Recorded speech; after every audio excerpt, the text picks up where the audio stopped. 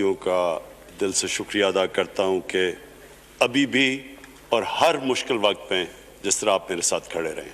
आपका बहुत बहुत शुक्रिया। मैं अपने पार्लियामेंटेरियंस, अपनी टीम का, मैं आपका शुक्रिया अदा इस तरह करता हूं कि मैंने जो आपकी कल शाम को जो आपके हालात देखे तो मुझे ये एहसास हुआ कि आप सबको बड़े दिल से तकलीफ़ थी कि जो हमारा वो सेनेट का ये इधर हफीज़ शेख के इलेक्शन में जब हारे हैं, तो मैं जो आप सबको देखा तो मुझे बड़ा अच्छा लगा। मुझे एक टीम आप में नज़र आई और इंशाअल्लाह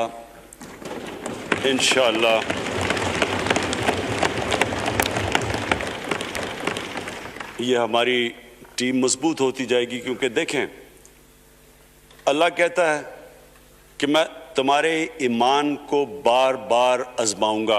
अल्लाह कुरान शरीफ में हमें कहता है। वो क्यों कहता है? वो आपके ईमान को आजमाता है मजबूत करने के लिए।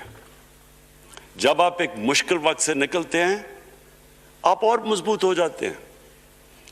अल्लाह ने एक इंसान को एक ऐसा चीज़, एक ऐसा उसका जो सबसे बड़ी जो उसकी मखलूक है, अशरफुल मखलूकात, उसको जो अल्लाह ने बनाया है, उसके अंदर उसने एक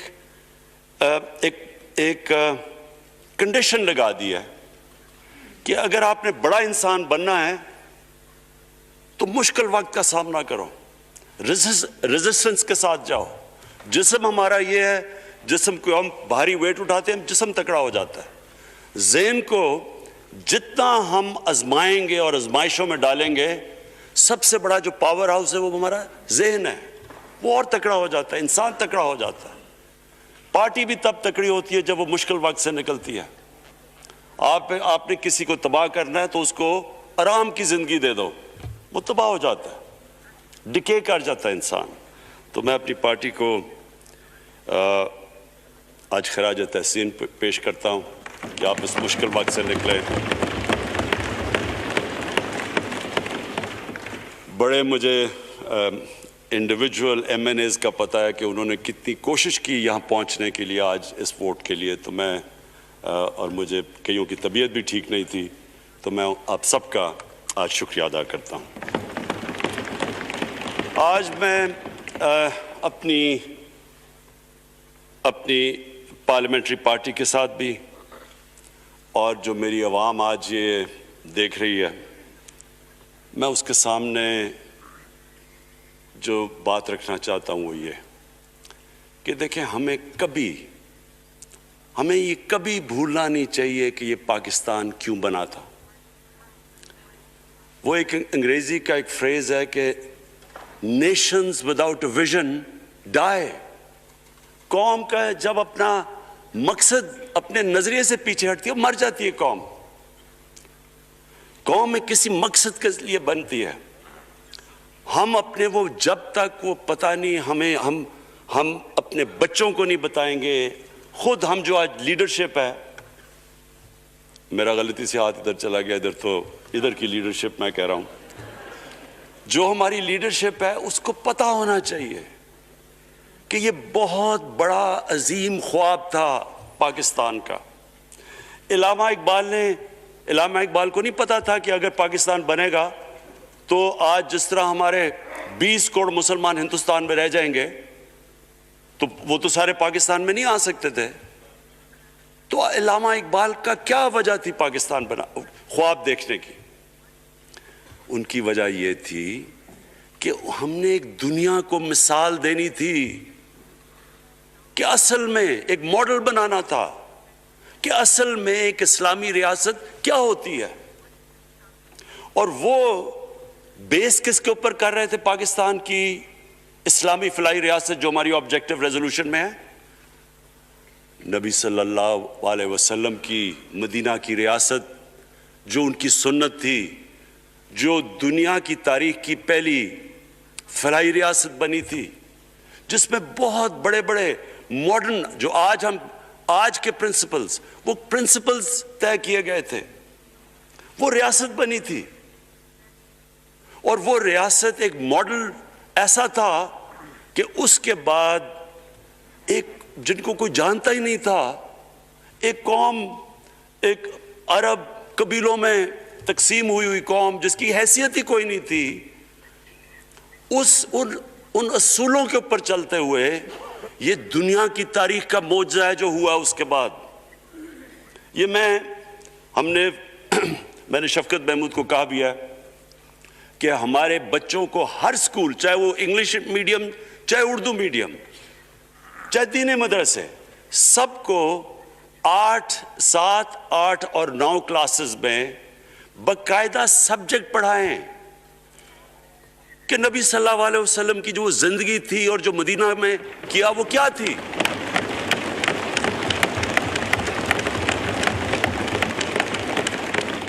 ताकि उनको पता चले कि इस मुल्क का मकसद क्या था। बड़े लोग जो पाकिस्तान नहीं चाहते थे वो क्या कहते थे? वो कहते थे कि पाकिस्तान तो बन गया तो आपने तबाह, जो मुसलमान हिंदुस्तान में रह गए उनको आपने सेकंड क्लास सिटीजन बना के छोड़ दिया है। आज बेचारे मुसलमानों से क्या हो रहा है वहां? तो वो लोग कहते हैं कि अगर पाकिस्तान ना बनता तो मुसलमानों की ज्यादा ताकत होनी थी। एक हिंदुस्तान में इस तरह मुसलमानों का बुरा हाल नहीं होना था जो आज है। ये एक आर्ग्यूमेंट दी जाती है। और अगर हम पाकिस्तान को जिस मकसद के लिए बना था, अगर हम उधर नहीं लेके जाएंगे तो वो ठीक कह रहे हैं। ये तो नहीं था कि वहां टाटा बिरला थे जो अरबोपति और यहां ये शरीफ और जरदारी अरबोपति बन जाए, इसलिए तो नहीं पाकिस्तान बना था। ये एक बड़ी हमें रियलाइन करना चाहिए अपने नजरिए की तरफ। हमें अपना रुख चेंज करना चाहिए वापस कि ये बड़ा अजीम ख्वाब था पाकिस्तान का। और वो जो तारीख थी, वो जो असूल उन्होंने सेटअप किए, जिन लोगों की हैसियत ही नहीं थी, ये तारीख का हिस्सा है कि उसके बाद उन्होंने देखते देखते 15, 20, 30 सालों के अंदर दुनिया की इमामत की। सिर्फ इमामत ही नहीं कि वो तो मंगोलियों ने भी दुनिया बड़ी जल्दी से फतह कर ली थी।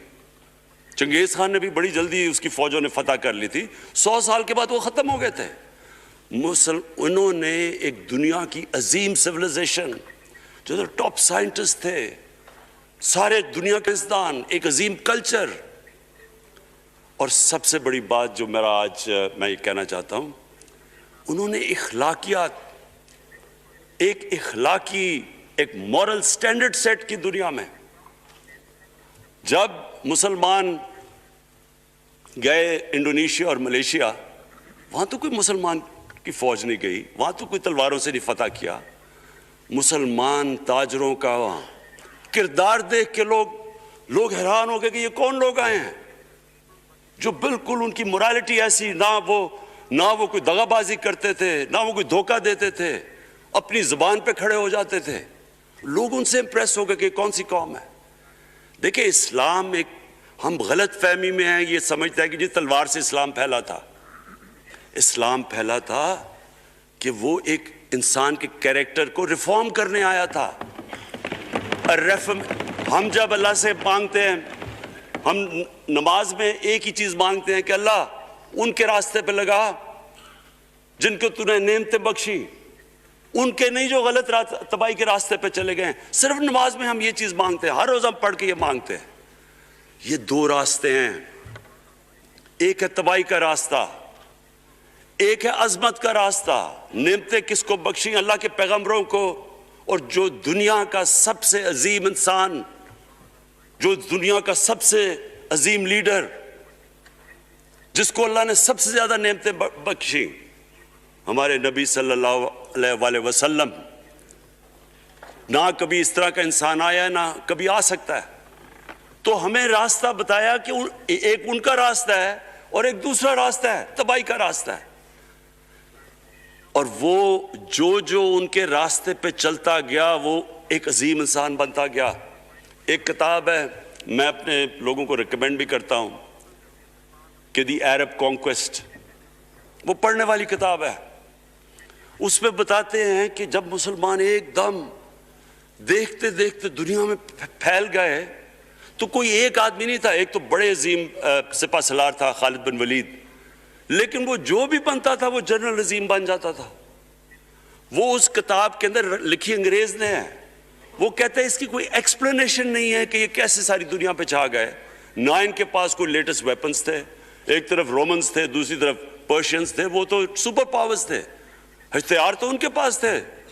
ना इनके पास हथियार, नंबर्स में भी वो ज्यादा थे, उनकी फौजें भी ज्यादा थी, लेकिन वो सारी दुनिया पे फैल गए और एक ऐसा सिविलाइजेशन बना कि ज्यादातर तो मुसलमान नहीं थे, वो भी उनको मानते थे, क्योंकि उनकी इखलाकियात, उनका अदल और इंसाफ का निज़ाम, उनका कैरेक्टर, उसकी वजह से लोग आए हैं। यहाँ जो हिंदुस्तान में इस्लाम फैला है, ये हमारे जो बड़े बड़े बुजुर्ग थे, दाता साहब,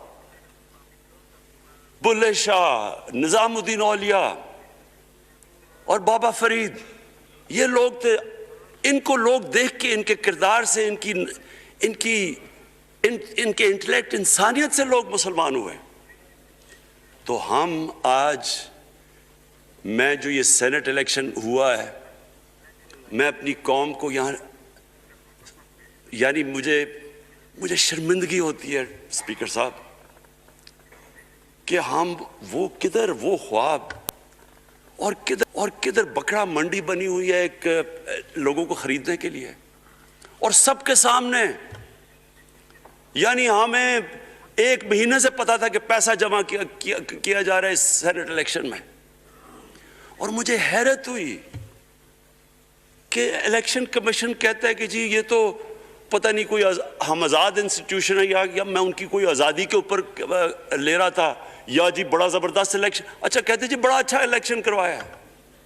ये मुझे और इससे तो मुझे और सदमा हुआ है कि अगर ये इलेक्शन अच्छा आपने करवाया है तो पता नहीं बुरा इलेक्शन क्या होता है।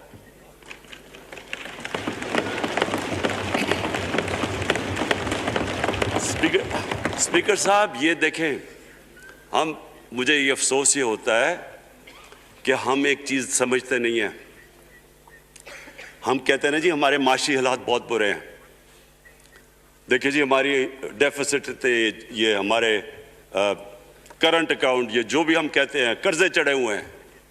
ये जो कर्जे चढ़े हुए हैं, ये एक बीमारी के सिम्टम्स हैं। बीमारी कुछ और है। इखलाकी तौर पे हमारी कौम को तबाह किया है, फिर माशी तबाही आती है। आज मुझे एक मुल्क का बता दें जिसकी इखलाकियात ऊपर हो, जिनके मॉरल स्टैंडर्ड्स ऊपर हो और वो गरीब हो। एक मुल्क मुझे बता दें, और कोई मुल्क मुझे बता दें जितना मर्जी पैसा हो, वसाइल हो, सब कुछ हो, लेकिन वहां की भी जो लीडरशिप करप्ट हो, वो मुझे बता दें कि उसमें खुशहाली हो। देखिए, ये साथ साथ जाता है। उस वक्त क्या हुआ था मदीना की रियासत में? क्या उन्हें कोई सोना था? क्या हुआ था कि उनके पास कोई पैसे आ गए थे? कैसे वो ऊपर उठ गए थे? कोई उन्होंने कर्जे लिए थे? किस तरह उठे थे ऊपर? दुनिया के अजीम लीडर ने उनकी इखलाकियात उठा दी थी। सादिक और अमीन,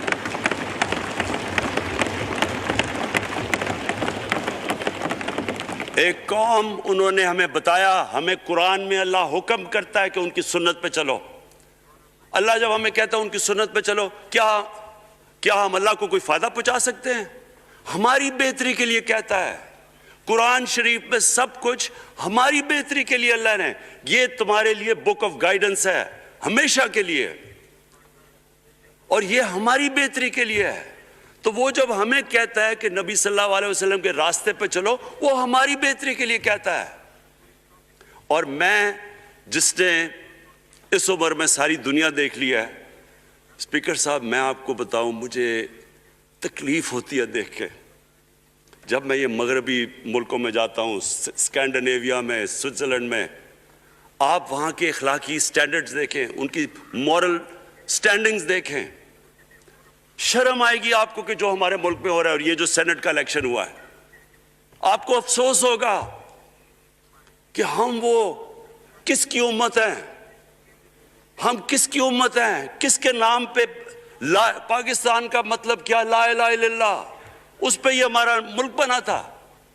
और आज देखें, एक करप्ट आदमी, दुनिया में साबित किया हुआ करप्ट आदमी आसिफ जरदारी, दुनिया में उसके ऊपर लिखा हुआ है कि मिस्टर 10%, मजमून लिखे हुए हैं, फिल्में बनी हुई हैं उसके ऊपर।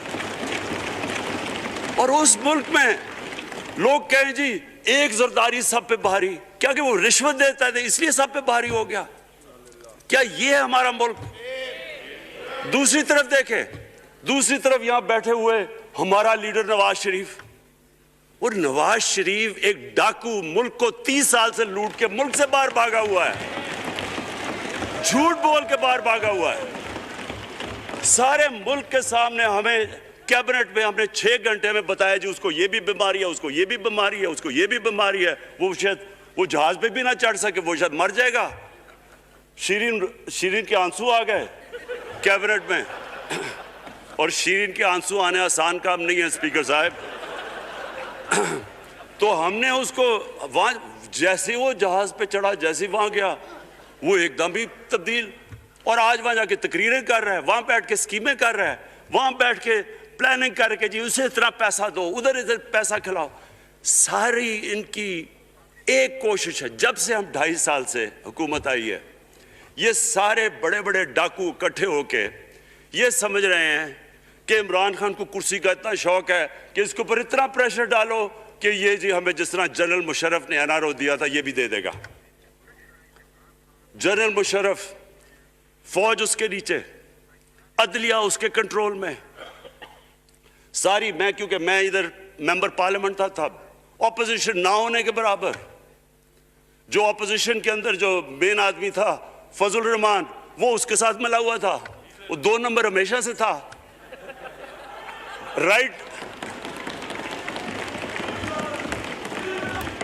और वो आदमी जिसके पीछे अमेरिका उनकी जंग लड़ रहा था, सब कुछ, वो इनके प्रेशर में आके इन दोनों को एनआरओ दिया, और इतना बड़ा इस मुल्क के ऊपर उसने जुर्म किया है। इन दोनों ने आके एनआरओ लेके दोनों हाथों से मुल्क लूटा। उसके बाद दोनों ने इस मुल्क के ऊपर 4 गुना ज्यादा कर्जा चढ़ाया। स्पीकर साहब, 6,000 अरब से हमारा कर्जा जो टोटल लायबिलिटीज 30,000 अरब पे पहुंचा दी। आज हमारे ऊपर क्या मसला है? हमें ये कर्जों की किस्तें देते हुए बेचारे लोगों के ऊपर बोझ डालना पड़ता है। ये जो महंगाई है इसके बाद मैं भी बाद में बात करता हूं, लेकिन मैं पहले ये बात कंप्लीट कर लूं कि देखिए स्पीकर साहब, मैं ये 2.5 साल से तमाशा देख रहा हूं। यहां पहले दिन प्राइम मिनिस्टर बन के प्राइम मिनिस्टर तकरीर करने जा रहा है, खड़े होकर तकरीर नहीं करने दी। क्यों तकरीर नहीं करने दी? क्योंकि उनको पहले दिन से डर था कि ये हमारे जो करप्शन के केसेस ये माफ नहीं करेगा। करप्शन के केसेस हमने नहीं बनाए थे स्पीकर साहब, ये सारे इनके दौर के केसेस बने हुए हैं इनके ऊपर। आपस में तो इनका मुकमुका था, अपना नैब का चेयरमैन आपस में मिलकर केसेस इनके बंद कर रहा है। अदलिया उस वक्त की अदलिया वो इनके हाथ में थी, इनको तो मसला ही कोई नहीं था। वहां $60 मिलियन आसिफ जरदारी का स्विट्जरलैंड में पड़ा हुआ है, वो जज कह रहा है कि वापस लेके आओ। वो यूसुफ रजा गिलानी जो यहां से सेनेटर बना है, वो पाकिस्तान का $60 मिलियन पड़ा हुआ है स्विट्जरलैंड में, वो जज कह रहा है कि वापस लेके आओ। वो कहते नहीं जी मैं नहीं खत लिखता। भाई आपके बाप का पैसा था, पाकिस्तानी कौम का पैसा था, उसके ऊपर वो डिस्क्वालीफाई हो जाता है। वो ऐसे फिर है जिस तरह नेल्सन मंडेला का डिस्क्वालीफाई हो गया। स्पीकर साहब, मैं ये चीजें आपको इसलिए बता रहा हूं, मैं तो इनको 30 साल से जानता हूं। देखें, जब तक हम इस मुल्क में अपनी इखलाकियात ठीक नहीं करेंगे, मॉरल स्टैंडर्ड्स ठीक नहीं करेंगे, जब इस तरह के इलेक्शन होंगे कि खुल के पैसा चल रहा है और हम कहेंगे नहीं जी वो पटवारी क्यों पैसे लेता है, तो वो थानेदार क्यों पैसे लेता है, वो सरकारी नौकर, वो तो बेचारा जो निचला तबका है वो तो वाकई जिस तरह शेख रशीद ने कहा है, महंगाई जो बड़ी है, बेचारे लोगों की तनख्वाह में गुजारा नहीं हो रहा। उनको हम कह रहे हैं कि आप बिल्कुल ईमानदार बने, और ये जिनका इतना इनके पास पैसा है स्पीकर साहब, मैं आपको यकीन से कहता हूं इनको खुद नहीं पता कि इनका कितना पैसा बाहर पड़ा है। इतने 30 साल से चोरी कर रहे हैं ये पैसा, और 30 साल से पैसा चोरी करके अब इनकी कोशिश ये है कि इमरान खान के ऊपर प्रेशर डालो सारे चोर मिलके कि जी कभी हम गवर्नमेंट गिरा देंगे, कभी हम वो निकलाते हैं वो। आप सोचें फैटफ के ऊपर, अब फैटफ हमारी वजह से तो नहीं फैटफ पे हम ग्रे लिस्ट में आए, ये तो नून लीग के दौर में ग्रे लिस्ट में आए हैं। अब अगर फैटफ की ब्लैक लिस्ट में पाकिस्तान जाता है तो यहां सबको पता है कि सैंक्शंस लग जाएंगी। तो आगे मुश्किल से हमने इकोनॉमी को स्टेबलाइज किया, मुश्किल से। अगर ब्लैक लिस्ट में जाता है तो इकोनॉमी सीधी नीचे। आज जो लोगों को मुश्किल पड़ी हुई है, और मुश्किल पड़ी हुई है हमारे लोगों को महंगाई की, उसकी वजह यह है कि हमारा रुपया जो था तकरीबन 107 रुपए का, आज 160 रुपए का। तो जब रुपया गिरता है तो सारी चीजें बाहर से महंगी हो जाती हैं, पेट्रोल, डीजल, बिजली। अब बिजली की आधी बिजली उनसे बाकी डॉलर कॉन्ट्रैक्ट्स के ऊपर बिजली के कॉन्ट्रैक्ट साइन किए हुए हैं, वो सब कुछ बाहर से। दालें महंगी, जो चीज़ बाहर से इंपोर्ट करते हैं, घी महंगा, सारी चीज़ें महंगी हो जाती हैं। तो ये सोच लें कि अगर हमारे ऊपर सैंक्शंस लग जाएं, अगर हमारे ऊपर फैटफ की सैंक्शंस लग जाती तो ये तो आप तो सोच ही नहीं सकते कि ये मुल्क में क्या हाल होना था। तो हम अपने मुल्क के लिए फैटफ की रिक्वायरमेंट पर लेजिस्लेशन करवा रहे हैं, और इन्होंने जनाब इतना बड़ा वो जरा पकड़ा, इतना बड़ा वो ला दिया जी, इतना बड़ा जी, ये 34 शिक्के चेंज कर दें नैब में। अब नैब का फैटफ से क्या ताल्लुक है? इन्होंने समझा कि अब इमरान खान काबू आ गया, अब तो ये डर के फैटफ की ब्लैक लिस्ट से अब तो जनाब हमें ये 34 शिक्के साइन करके तो नैब को ख़त्म कर देगा। मतलब ये कि सिर्फ इनकी चोरी के केसेस ख़त्म हो जाए, बस। वन पॉइंट एजेंडा इनका। और मैंने आपको पहले दिन यहाँ से कहा था, पहले दिन यहाँ खड़े होकर मैंने कहा था कि इनका सिर्फ वन पॉइंट एजेंडा। मैं इनको जानता हूँ, मैं इनको जानता हूँ, जब ये सारे ऑपोजिशन में मेरे साथ थे।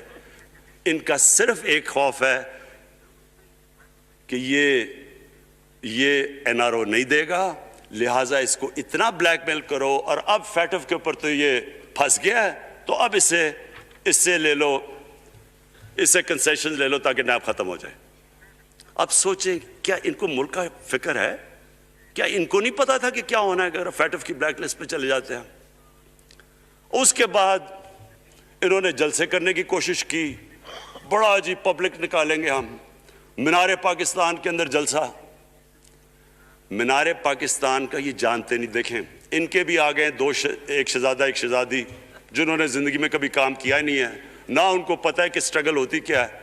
जनाब मीनार पाकिस्तान खुद ही अखबारों के अंदर अपने आप को पैसे खर्च करके, अखबारों में ज़रा नुमाया करके, जनाब इन्होंने मीनार पाकिस्तान में जलसा कर लिया। अब मैं तो जानता हूँ मीनार पाकिस्तान, और मैं तो अपने लाहौर को भी जानता हूँ, मैं तो अपने लाहौर शहर को भी जानता हूँ।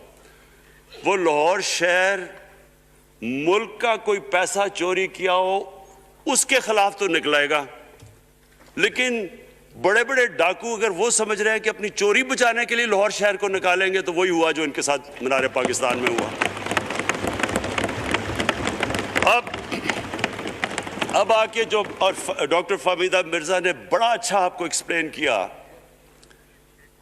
उन्होंने बताया कि ये क्यों ज़रूरी था ओपन बैलेट।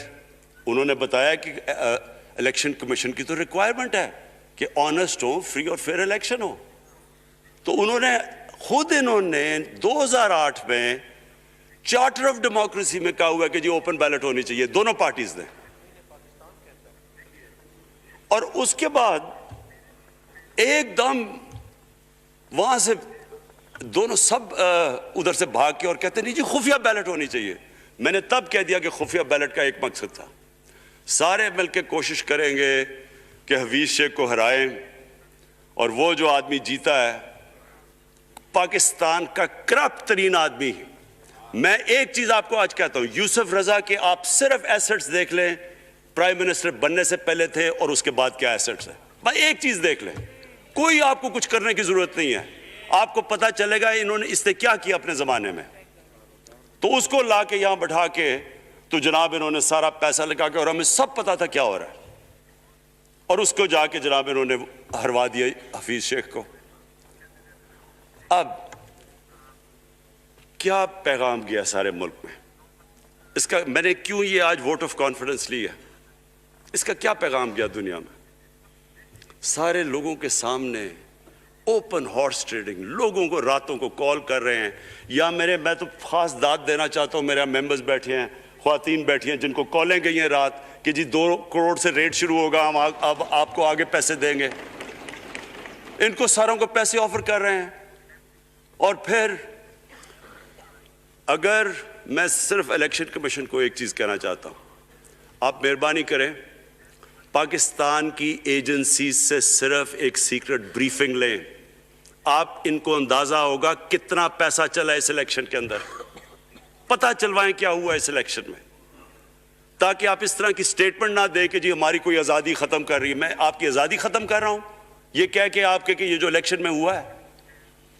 स्पीकर साहब, मैं आज इस ओकेजन के ऊपर, क्योंकि मुझे इस पे काफ़ी, मैं 2.5 साल ये बड़ी चीज़ें बर्दाश्त करता रहा हूँ, और मैं इसलिए सब्र से करता रहा हूँ क्योंकि मुल्क इतना हमारा मुश्किल में है। जो हमें टाइम मिला जब मेरी गवर्नमेंट आई, मैं आपको यकीन से कहता हूँ कि सारी ज़िंदगी मेरी तो स्ट्रगल में गुजरी। जो भी आप इंसान किसी चीज़ में कम्पीट करता है, अगर आपने मुल्क में अपने सबसे टॉप 11 खिलाड़ियों में पहुँचना है तो एक बहुत सारे मुल्क में मुकाबला करके आप वहाँ पहुँचते हैं, उसमें बड़ी स्ट्रगल होती है, ऊंच नीच होती है बड़ी। और फिर अगर आपको दुनिया के लेवल पे आपको अपना, अगर आपको मनवाना है, उसकी और एक स्ट्रगल होती है। और मेरी उससे ज़्यादा बड़ी स्ट्रगल थी कि एक आदमी जाके हॉस्पिटल बनाने की कोशिश करे, और वो भी कैंसर हॉस्पिटल, तो एक वो बहुत बड़ी स्ट्रगल थी। फिर पॉलिटिक्स में लंबी स्ट्रगल रही है। अकेला थोड़ा से लोगों के साथ शुरू हुआ था, और स्ट्रगल करके 14-15 साल तो मजाक उड़ता था मेरा, सारे हंसते थे जब नाम सुनते थे मेरा। तो एक स्ट्रगल करके यहाँ पहुँचा हूँ। जो ये 2.5 साल में स्पीकर साहब मैंने स्ट्रगल की है, ये मेरी ज़िंदगी की सबसे मुश्किल स्ट्रगल थी। और क्यों मुश्किल थी? क्योंकि जो ये 10 साल में, मैं इसको डेकेड ऑफ डार्कनेस कहता हूँ, एक एक इन्होंने इदारा तबाह किया। सिर्फ 10 साल पहले इदारों के हाल देख लें, कोई उदारा उठा लें, PI ले लें, रेलवे लें, स्टील मिल 8 अरब रुपए का प्रॉफिट लेके बैठी हुई थी।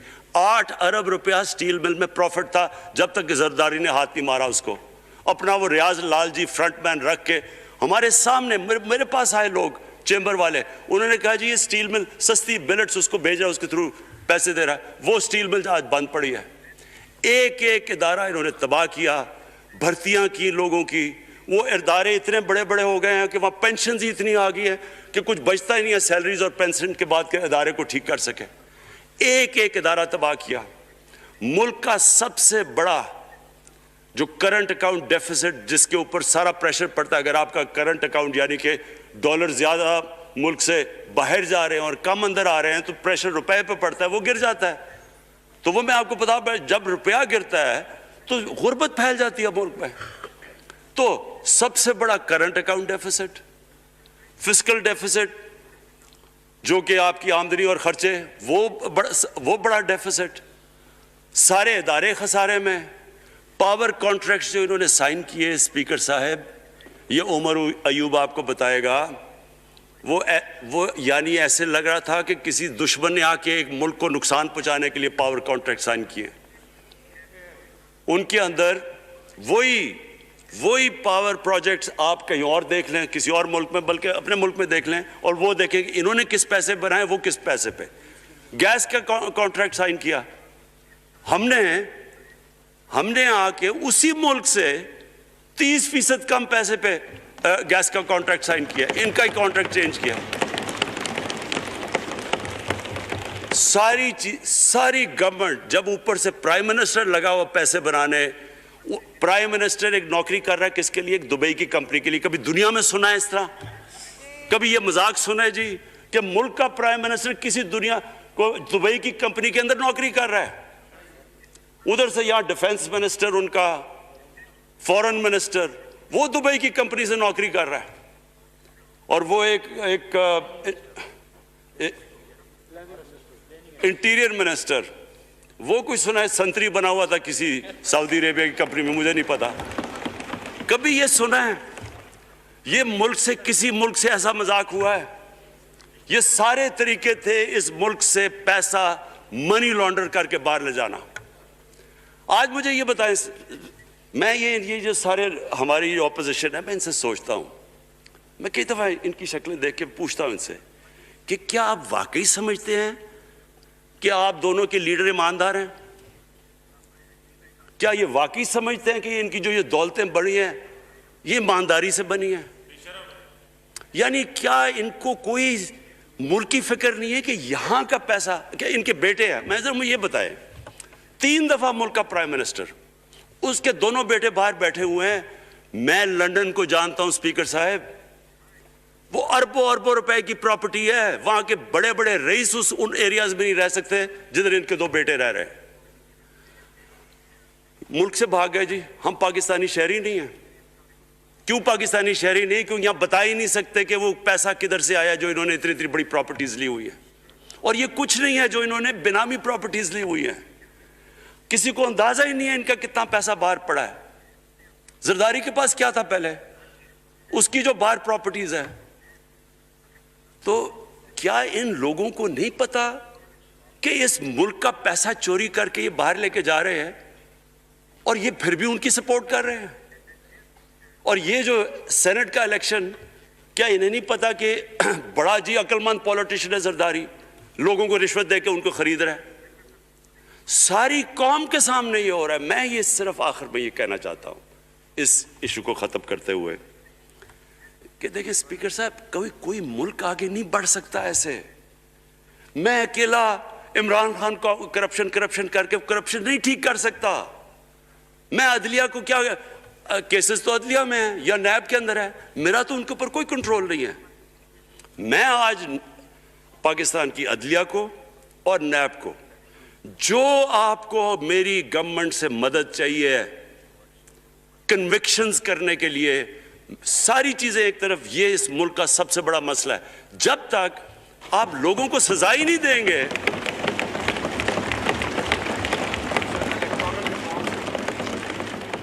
जब तक लोगों को सजा ही नहीं मिलेंगी।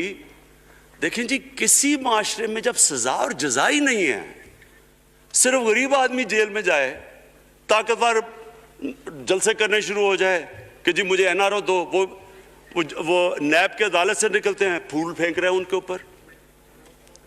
अरबों रुपए की चोरी की हुई है उन्होंने। वो तो स्पीकर साहब, मैं एक माशरा करप्शन के खिलाफ लड़ता है। आप जितने मर्जी कानून बना दें, वो करप्शन के खिलाफ, वो करप्शन नहीं खत्म कर सकते। माशरा फैसला करता है कि हमने इस मुल्क में करप्शन नहीं होने देनी। माशरे की अखलाकियात ऐसी होनी चाहिए कि जो करप्ट आदमी हो वो कभी उसकी शक्ल ना दिखा सके पब्लिक के अंदर। जो मीडिया का रोल है, मैं अपने मीडिया वालों को भी कहना चाहता हूं, जो इसहाक डार से किया था हार्ड टॉक पे स्टीवन सैकर ने, वो हर जगह ये होगा। आप जब भी किसी भी मगरबी माशरे में किसी ने पब्लिक का पैसा चोरी किया, उसकी जरूरत नहीं होगी टीवी पे जाने के लिए। मैंने तो वहां देखा हुआ है, बड़े बड़े नाम, एक धब्बा लगता है आपके ऊपर करप्शन का केस, आप सारे मीडिया से बाहर हो जाते हैं। यहां हर रोज शाम को बैठ के अरबों रुपए की करप्शन की हुई है, उनको किसी ने कत्ल किए हुए हैं, और आराम से बैठ के जनाबा में लेक्चर दे रहे होते हैं। स्पीकर साहब, माशरा लड़ता है, इसके अंदर हमें सबको मिलके अपने मुल्क को अगर बचाना है, माशी तौर पे भी बचाना है, पहले हमें अपने अखलाकी स्टैंडर्ड्स ठीक करने पड़ेंगे। सारे मुल्क को मिलके लड़ना पड़ेगा। अगर हमने अपने बच्चों के मुस्तकबिल को बचाना है, अपनी आने वाली जनरेशन्स को बचाना है, इस मुल्क को एक अजीम मुल्क बनाना है, तो वो शुरू होगा जब हम मदीना के रियासत के सबसे बड़े असूल अदल और इंसाफ, क्योंकि इंसाफ और अदल जब एक माशरे में आ जाता है, जब एक माशरा खड़ा हो जाता है मेरिटोक्रेसी के ऊपर, जब एक माशरे में सिर्फ एक जो करप्ट है, जितना मर्जी ताकतवर हो वो जेल में जाता है और आम आदमी ऊपर आ सकते हैं, वो माशरा तब आगे बढ़ता है। तो मैं सिर्फ इसके ऊपर ये कहना चाहता हूं कि मुझे सारी कौम की इसमें मदद की ज़रूरत है। मैं अपनी सारी ज़िंदगी कोशिश कर चुका हूं और करता रहूँगा। मैं तो अपनी पार्टी को ये भी कहा था कि अगर मेरी पार्टी सारी भी छोड़ दे, मैं अकेला भी इनके खिलाफ लड़ता रहूंगा। मैं तो कभी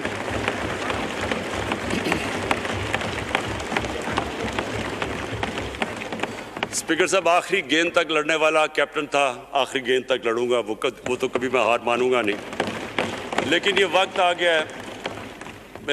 गया है कि मुल्क को अपने आप को बचाना है, आने वाली जनरेशन्स को हमने बचाना है।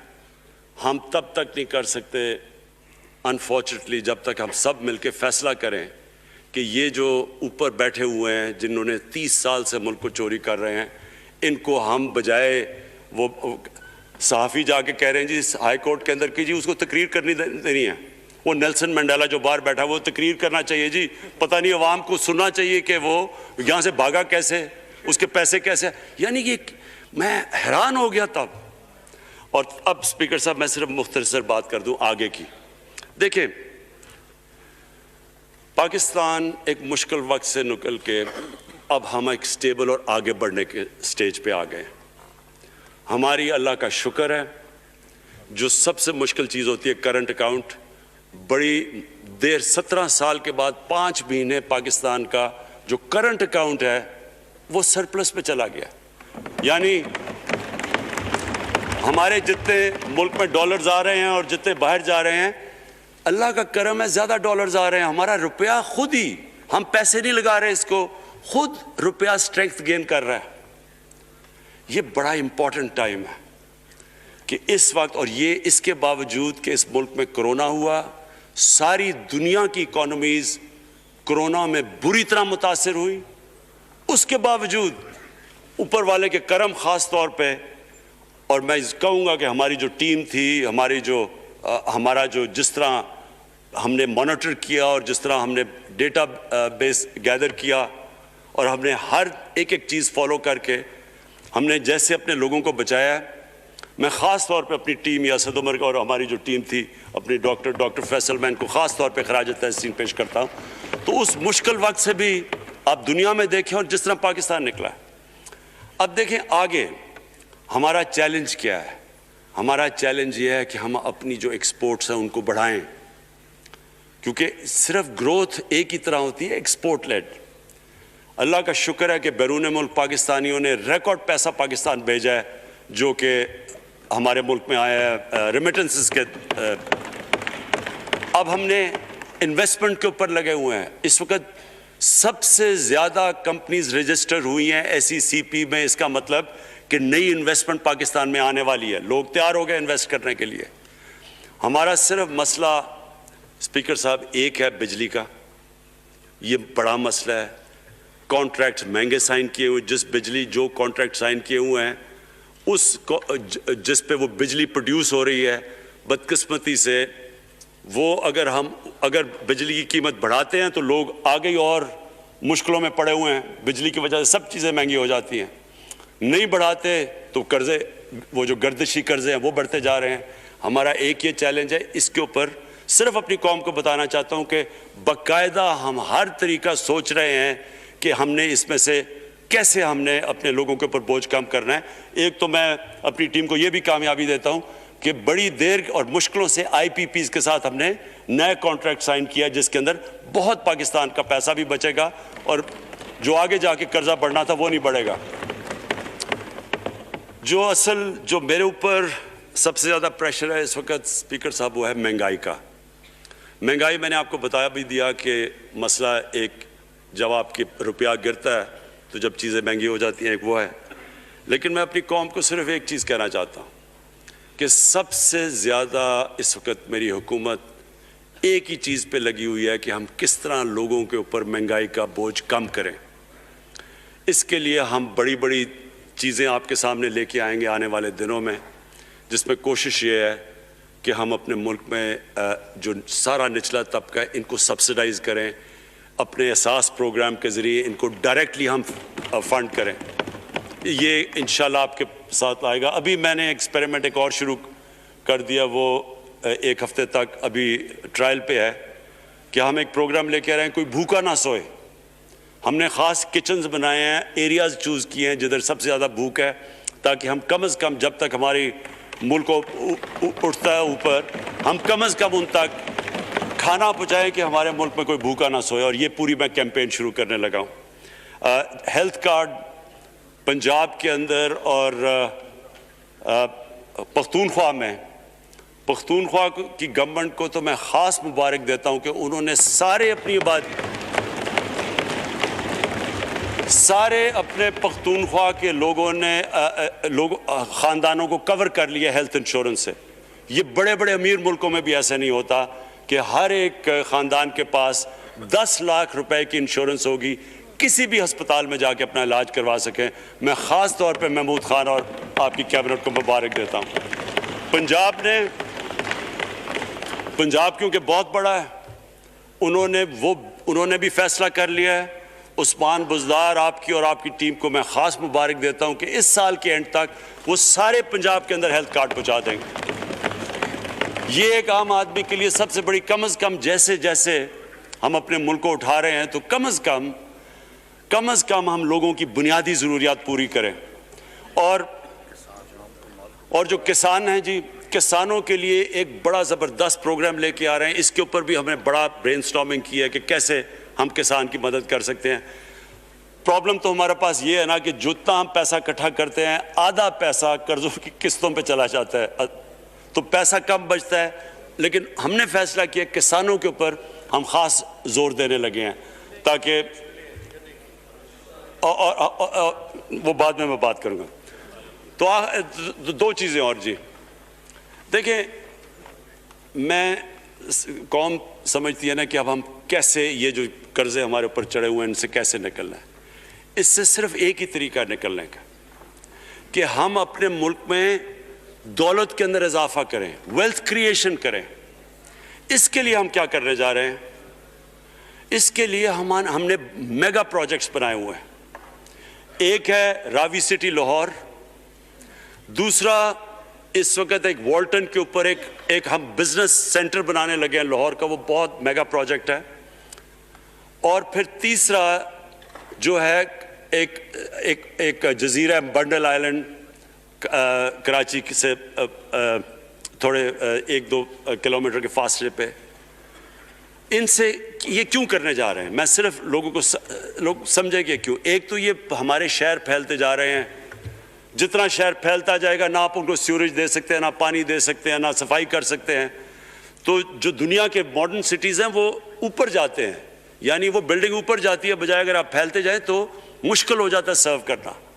तो एक तो मॉडर्न सिटीज़ पहली दफ़ा बना रहे हैं पाकिस्तान में इस्लामाबाद के बाद। एक वो रावी सिटी, वो बहुत ज़रूरी है। उससे लाहौर का जो पानी नीचे जाता जा रहा है वो हम वहाँ बैराज बना के पानी उसका बचाने लगे हैं। और दूसरा माहौलियात के लिए वहाँ हम बहुत बड़े पैमाने पे अर्बन फॉरेस्ट और दरख्त उगाने लगे हैं, क्योंकि वहाँ लाहौर में बहुत बड़ा प्रॉब्लम है उसका। वही बंडल आइलैंड का भी मकसद ये है कि वहाँ सारा सीवरेज जा रहा है कराची का, उसकी सीवरेज को ट्रीट करें और एक मॉडर्न सिटी बनाएं, बजाय कराची फैलते फैलते हैदराबाद पहुँच जाए। एक पूरी ऊपर सिटी बनाएं जो एक मॉडर्न सिटी हो। तो लेकिन इसका असल मकसद ये है कि इससे पैसा जनरेट होगा, अरबों खरबों रुपया हम जनरेट करेंगे और उस पैसे से हम फिर ये कर्जे वापस करेंगे। और दूसरी चीज़, बाहर से इन्वेस्टमेंट आएगी। बैरून मुल्क पाकिस्तानी जो सबसे बड़ा मुल्क का असास है, वो बाहर आके वो इनके अंदर इन्वेस्ट करने के लिए तैयार है, इन बड़े बड़े प्रोजेक्ट्स के अंदर। और जैसे फॉरेन एक्सचेंज आएगा, हमारे रिजर्व्स बड़े होंगे, हमारा रुपया स्टेबल होगा और इससे जो वेल्थ क्रिएशन होगी, इससे हम फिर अपने कर्जे वापस करेंगे। उसके अलावा 50 साल के बाद 2 बड़ी डैम्स बन रही हैं। पाकिस्तान की तारीख में सिर्फ 2 बड़ी डैम्स थी, अब ये 2 और बादशाह डैम और ममन डैम बना रहे हैं। ये इंशाल्लाह इनके ऊपर काम शुरू हो गया है। लेकिन मुझे जो आखिर में बात कहनी है स्पीकर साहब, वो ये कि पाकिस्तान को आगे बढ़ने से कोई नहीं रोक सकता इंशाल्लाह।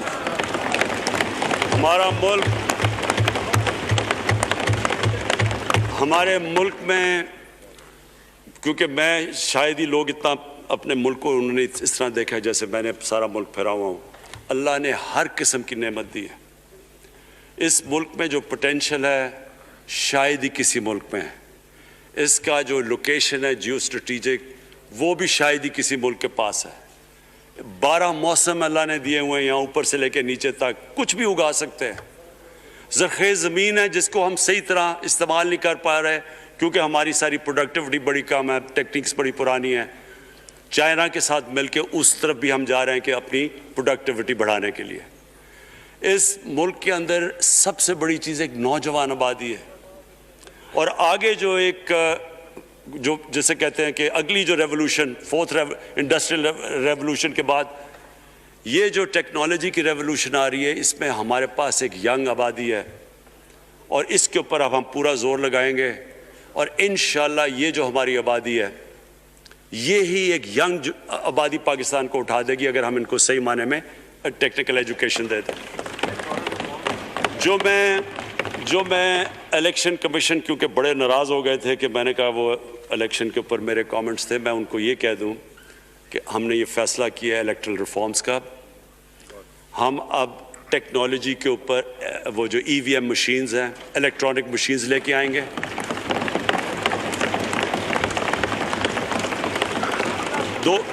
दो चीज़ें कर रहे हैं। ओवरसीज़ पाकिस्तानीज़ के लिए आप पूरे लगे हुए हैं कि ओवरसीज़ पाकिस्तानीज़ भी वोट डाल सकें, और दूसरी चीज़ इलेक्ट्रॉनिक मशीन्स लेके आ रहे हैं। और क्योंकि ये इलेक्ट्रॉनिक मशीन्स के बगैर हमें इलेक्शंस नहीं करने चाहिए, नहीं तो जो हारता है वो कहता जी धांधली हो गई। हमने उस तरह का सिस्टम लेके आ रहे हैं कि अमेरिका के अंदर जब डोनाल्ड ट्रंप ने कहा कि इलेक्शन में धांधली हुई है, सारे उन्होंने जब इलेक्शन खोला तो एक भी वो नहीं साबित कर सके धांधली हुई, क्योंकि इलेक्ट्रॉनिक मशीन्स थी, उनके पास वो सिस्टम था। इंशाल्लाह वो सिस्टम लेके आ रहे हैं ताकि हमेशा के लिए आगे से ये चीज़ ख़त्म हो जाए कि जो हारा था वो हार मानेगा, जो जीतेगा वो जीत।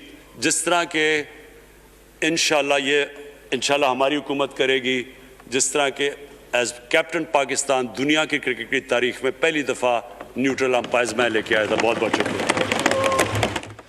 178 की भारी अक्सरियत से